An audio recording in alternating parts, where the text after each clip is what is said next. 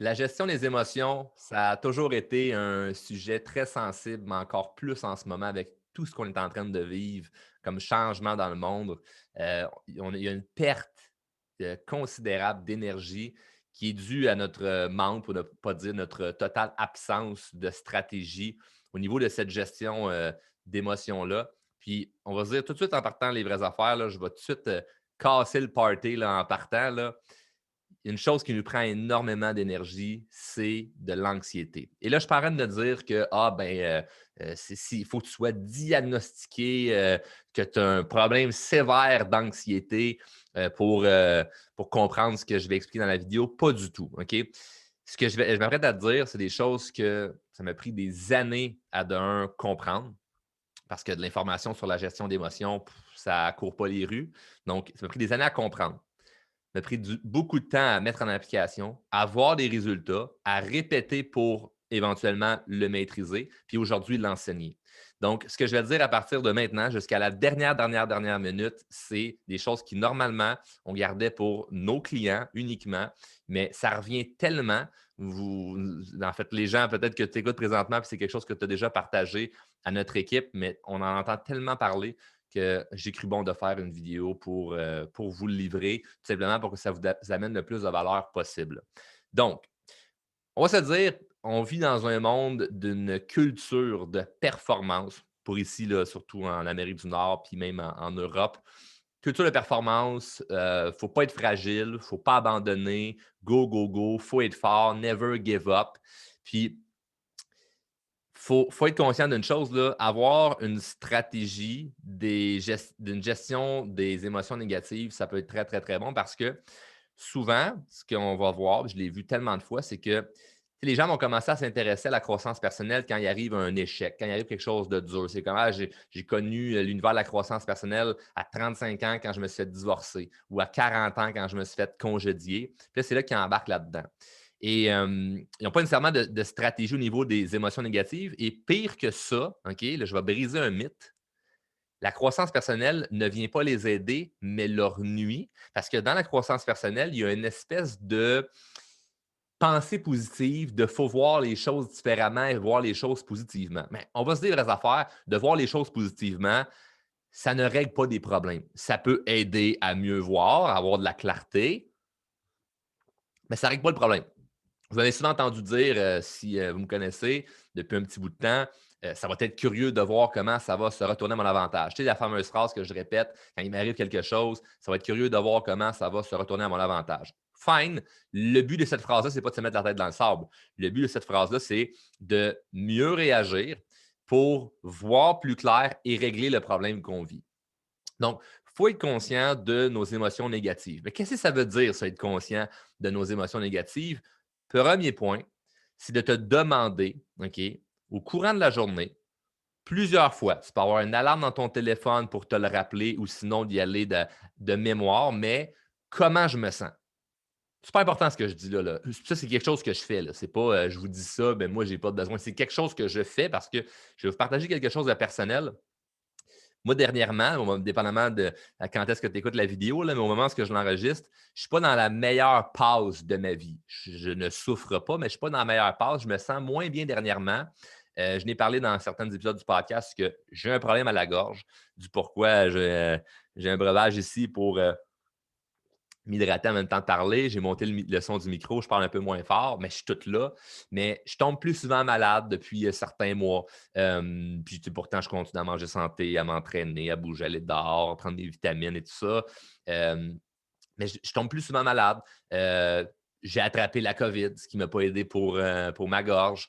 Il y a plein de choses qui me sont arrivées et qui m'ont brassé au niveau de mon énergie.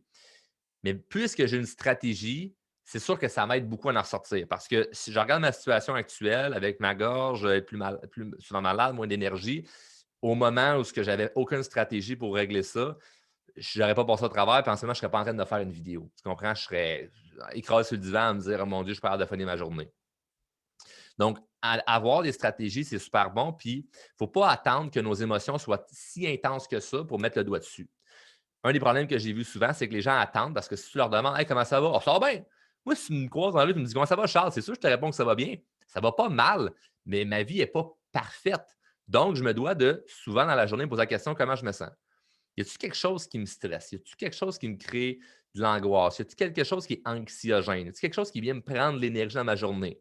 C'est quoi ce quelque chose-là? C'est-tu une personne? C'est-tu un événement? Ça a-tu rapport avec le temps? Ça a-tu rapport avec le moment de la journée? Ça a-tu rapport avec ce que j'ai mangé? Faut aller très loin là-dedans, là. Le but, c'est pas de virer fou, là. C'est d'une manière plaisante de s'observer. C'est de s'observer avant que ça déborde, hein, avant que ah là, c'est un trop plein, là, c'est la goutte qui a fait déborder le vase.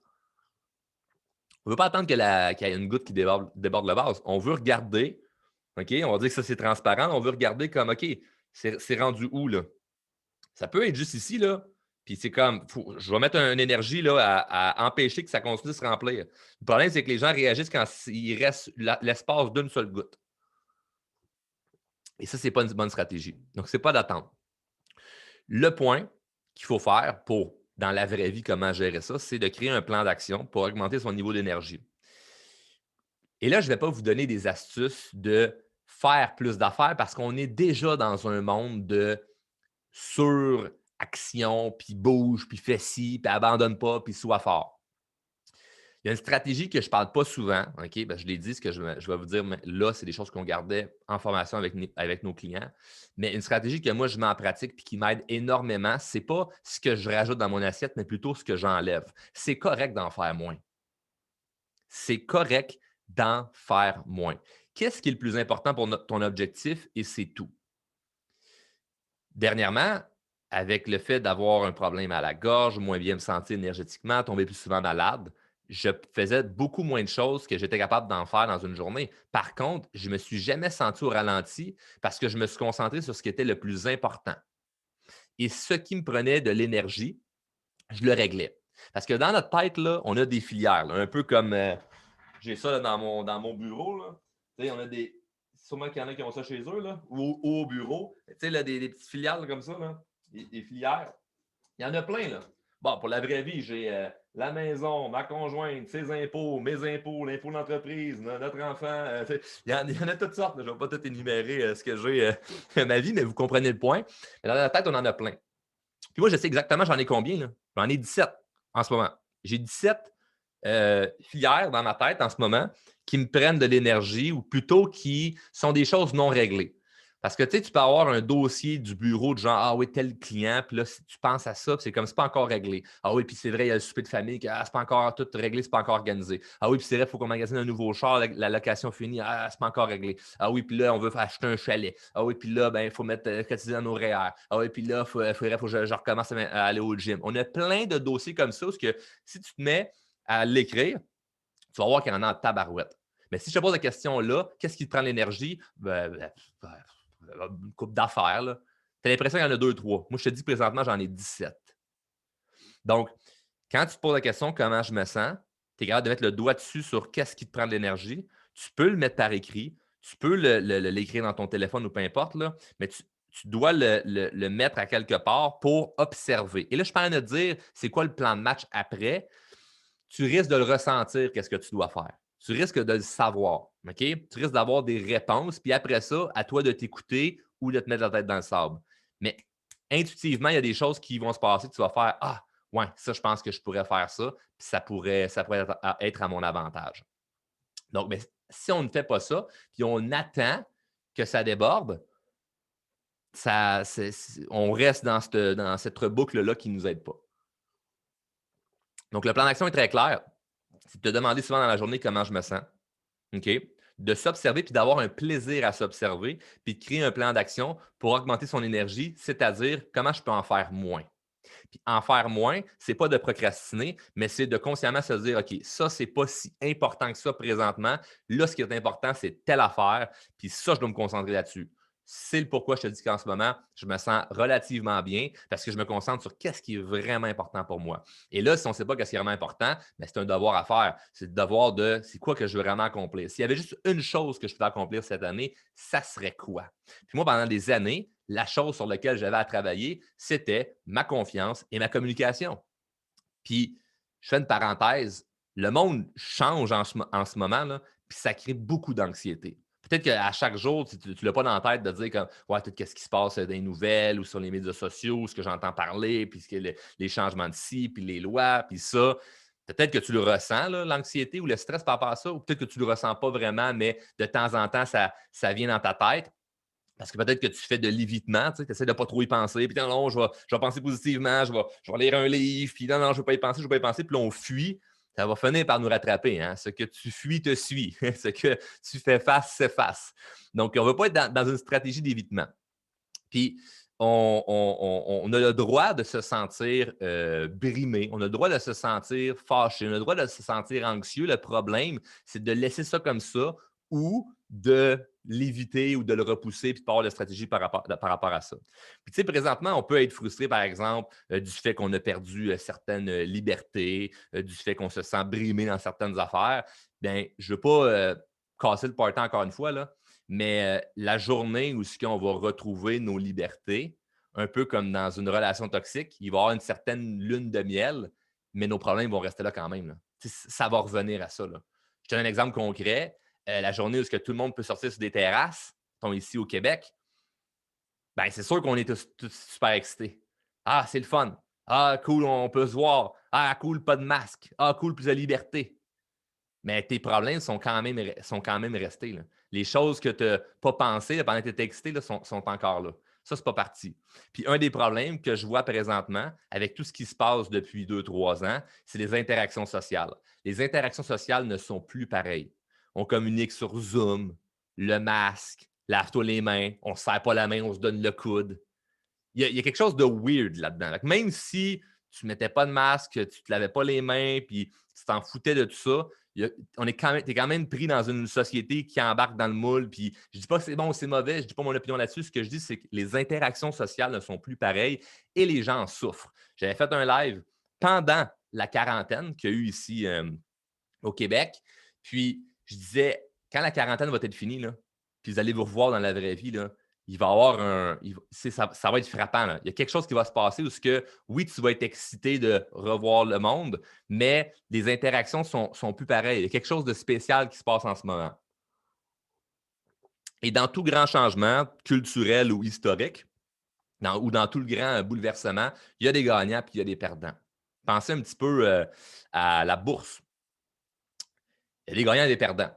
Par contre, si on regarde tout au long là, de l'histoire, là, les grands gagnants des grands changements historiques, là, c'est généralement les gens qui ont su être résilients et non dans la résistance. OK? Il y a des gens qui ne veulent pas que les choses changent. Hein, ils veulent rester dans le passé. Comme non, c'était mieux avant, c'était mieux avant, c'était mieux avant. Les gagnants, eux, acceptent de voir les choses différemment puis de généralement être incompris. Mais si, par exemple, on se fie avec la bourse, si tu regardes de quand la bourse a commencé à aujourd'hui, il y a eu plein de hauts débats, des hauts débats, des hauts débats, des hauts débats. Hein? Changement, bouleversement, retour à la normale, changement, bouleversement, retour à la normale. Mais retour à la normale, c'est tout le temps un nouveau normal. Changement, bouleversement, retour à la normale, c'est comme des hauts débats, des hauts débats, des hauts débats. Mais si on regarde la journée de départ puis la journée d'aujourd'hui, c'est quand même en croissance. C'est quand même en croissance. Et là, ça, c'est juste au niveau de la bourse. Là. Je peux prendre 1000 exemples là, qui est arrivé culturel, de bouleversement ou de changement. Ceux qui ont su s'adapter, ceux qui ont su être résilients dans le bouleversement ont continué d'avoir une belle croissance. Les autres, dès qu'il y a ça descend, ils abandonnaient, ils lâchaient, ils étaient découragés, ils s'offusquaient, il n'y a rien qui fonctionnait pour eux dans leur tête. Puis parlant de bourse, dernièrement, j'écoutais un documentaire pas documentaire, une entrevue de Warren Buffett, qui est un des hommes les plus riches de la planète. Puis la personne lui demandait c'est quoi, selon toi, les 2 meilleurs investissements à faire? Puis évidemment, tu t'attends à ce qu'ils te disent investis dans Coca-Cola parce qu'il a fait des milliards avec ça, ou investis aujourd'hui dans Tesla ou Amazon. Puis d'ailleurs, c'est un bon exemple, Tesla, quel beau changement que le monde a vécu, qu'on aime la marque ou pas. Là, je veux dire, GM dominait le marché, puis aujourd'hui, Tesla, là, je pense que les actions valent 10 fois plus cher que GM. C'est comme jamais on aurait pensé que les autos électriques allaient devancer l'essence. Puis jamais avant, on aurait pensé que l'essence allait dominer sur le cheval. C'est parti d'être sur un cheval à aujourd'hui une auto électrique. Il y a eu des changements. Il y a des gens qui se sont adaptés, puis il y a des gens qui n'ont pas voulu s'adapter, puis qui ont toujours été en résistance, puis ils ont perdu. Mais bref, Retournons à Warren Buffett, il dit les deux meilleurs investissements, c'est de un, investir en soi-même, de deux, apprendre à être un meilleur communicateur. Parce qu'il faut toujours communiquer. Il faut communiquer nos idées, s'il faut que tu ailles à convaincre quelqu'un, s'il faut avoir de l'influence. Puis je le vois parce que aujourd'hui, ça en est mon métier, hein, la confiance sociale, ce qu'on enseigne dans mes formations, la confiance en soi, la communication. Puis on va se dire, les gens qui ont une bonne confiance sociale, généralement gagnent plus d'argent, ils ont des meilleures relations personnelles, meilleures relations avec eux-mêmes, meilleures relations avec les autres, que ce soit en famille, en amour, les amis, les enfants, en couple, tout. Ils ont une meilleure relation. Puis, on s'entend qu'avant, là, apprendre la confiance sociale, là, apprendre à se faire confiance, apprendre à bien communiquer, c'était quelque chose qui était restreint ou réservé à certains élus. Là. On est tous d'accord là-dessus. Il n'y a personne qui a appris la confiance en soi et la communication à l'école. Pire que ça, c'est là que notre confiance s'est détruite. Le nombre de gens que je vois dans nos formations qui ont eu un traumatisme des exposés oraux à l'école. C'est censé être le moment où tu apprends à être à l'aise à communiquer devant les gens, puis c'est le moment où ça vient le plus se traumatiser. What the fuck? C'est complètement absurde. On n'apprend pas à avoir confiance, on n'apprend pas à s'exprimer, on n'apprend pas à gérer nos émotions, on n'apprend rien de ça. Mais aujourd'hui, la bonne nouvelle, c'est que c'est possible. Hein. C'est possible d'apprendre à se faire confiance, c'est possible d'apprendre à mieux communiquer. Puis dans le bouleversement qu'on vit présentement, il y a une chose qui est certaine, c'est que dans tout grand changement, il y a plein de choses qui changent. Il y a une chose qui ne changera pas, c'est qu'on va devoir apprendre à toujours bien communiquer avec les gens. Les gens qui vont avoir confiance en eux vont toujours réussir à aller plus loin, à débloquer plus de choses, à avoir des meilleures relations. Ça ne changera pas. L'interaction sociale est là depuis que l'humain existe. Là. On recule le temps qu'on était homo sapiens, on devait communiquer entre nous. Ça ne changera pas, il faut apprendre à bien communiquer. Puis aujourd'hui, c'est possible d'apprendre à mieux communiquer. Moi, personnellement, ça m'a pris des années là, à développer une solide confiance sociale, mais c'était la meilleure chose que j'ai faite. OK? Puis aujourd'hui, ben, ça en est même mon travail. On accompagne des dizaines de personnes à chaque mois avec certains programmes de formation, dont notre programme de formation, le programme Élite. J'ai appelé ça Élite parce qu'avant, certaines choses qu'on voit à travers le programme, c'était des choses qui étaient réservées aux élites. Tout simplement. C'est vrai, là, il y a plein de choses qui étaient réservées à un petit groupe de gens, puis l'information n'était pas disponible. Puis aujourd'hui, l'information est disponible, puis il y a plusieurs stratégies, plusieurs techniques pour arriver à gagner une bonne confiance sociale. Puis vous le voyez, si vous êtes moindrement actif dans le groupe Facebook Les Drôlement Inspirés, à chaque semaine, on a des témoignages en vidéo de gens qui partaient de zéro, puis aujourd'hui, ben, ils ont transformé quelque chose de leur vie. Puis peut-être même que tu as eu l'opportunité de voir c'était quoi le programme Élite. Peut-être même que tu as eu l'opportunité de parler avec des membres de notre équipe, puisque ce qu'on fait uniquement avec les gens de notre groupe Facebook, okay, le groupe Les Drôlement Inspirés, que tu fais partie, c'est unique à vous. Présentement, ce n'est pas ouvert au grand public pour l'instant. Peut-être que ça va l'être éventuellement, mais on a décidé de ne pas le faire grand public pour avoir le plus de gens sérieux à vraiment vouloir avancer puis cheminer personnellement. Puis on juge que les gens, vous qui sont dans le groupe Facebook, bien plus que vous êtes dans le groupe, vous écoutez le podcast, tu écoutes présentement cette vidéo, c'est que tu veux aller plus loin. Puis ce qu'on offre pour ceux qui veulent aller plus loin, c'est un court appel, on pourrait dire une consultation ou un appel découverte avec un membre de notre équipe, OK? Ça se fait par Zoom ou par téléphone, pour voir qu'est-ce qu'on peut faire pour t'aider. C'est quoi que tu as besoin? OK? On n'est pas là pour te vendre quoi que ce soit. Là. C'est comme qu'est-ce qu'on peut faire pour t'aider? Est-ce qu'il y a des choses qu'on offre qui pourraient être bonnes pour toi ou vers quoi on pourrait te rediriger? Vers qui on pourrait t'envoyer? C'est quoi que tu as besoin? Parce que rien de mieux qu'une personne qui comprend très bien les gens, qui comprend très bien le comportement humain pour te dire hey, moi, je pense là, que avec ce que tu me dis, c'est ça que tu aurais besoin, puis c'est ça qui va pouvoir avancer plus vite. Puis on a des centaines, je pense même qu'on est rendu à des milliers de personnes qui ont réussi à prendre appel avec nous, puis qu'on a réussi à les rediriger vers la bonne chose. Des fois, évidemment, ça redirige vers nos programmes de formation et c'est wow, la transformation qu'ils vont vivre. Parfois, pas du tout. Puis c'est tant mieux comme ça. Au moins, on a vu ce qu'il en était. Donc, moi, je te suggère fortement de prendre contact avec un membre de mon équipe, que ce soit dans la conversation avec laquelle tu avais lorsqu'on t'a envoyé cette vidéo, pour que tu puisses avoir droit à ton appel parce que tu as le droit. Là. Tu fais partie du groupe, tu as droit. Et éventuellement, ça sera probablement disponible à un plus grand nombre de gens, puis ça va être moins, ça va être plus difficile d'avoir appel avec nous ou peut-être qu'on ne l'offrira tout simplement pas, puis qu'on va dire, on va faire comme les autres, puis on va dire, ben, si vous êtes intéressé à nos formations, cliquez sur telle publicité. Présentement, ce n'est pas notre objectif. On veut vraiment y aller de façon individuelle pour vraiment s'assurer de pouvoir aider les gens de façon très sincère, très bienveillante, mais surtout très concrète. Donc, sur ce, peut-être que tu as déjà eu l'appel. Si ça a déjà été fait, je t'invite peut-être à le reprendre si tu ressens l'envie ou si tu ressens l'appel de d'aller voir s'il y a des choses qui ont changé, d'aller voir s'il y a des choses qu'on pourrait travailler ensemble. Puis voilà, donc c'est ce que je voulais te dire. Alors, merci d'avoir écouté la vidéo au complet. J'espère, je te souhaite d'avoir une meilleure gestion de tes émotions avec les points que je t'ai mentionnés un petit peu plus haut. Puis, fais partie des gagnants dans un monde de changement. Il ne faut pas rester dans le statu quo, dans la résistance, de tomber en amour avec les anciens processus, avec les choses du passé qui ne sont que du passé, puis qui ont finalement changé. Et comme Warren Buffett l'a dit, eh bien, d'investir en soi puis d'apprendre à mieux communiquer, c'est une chose qui est hyper, hyper, hyper importante. Puis à ça, c'est sûr qu'on va pouvoir gagner. Donc, moi, je continue à travailler ma confiance sociale, puis j'espère pouvoir t'aider à travailler la tienne. Salut!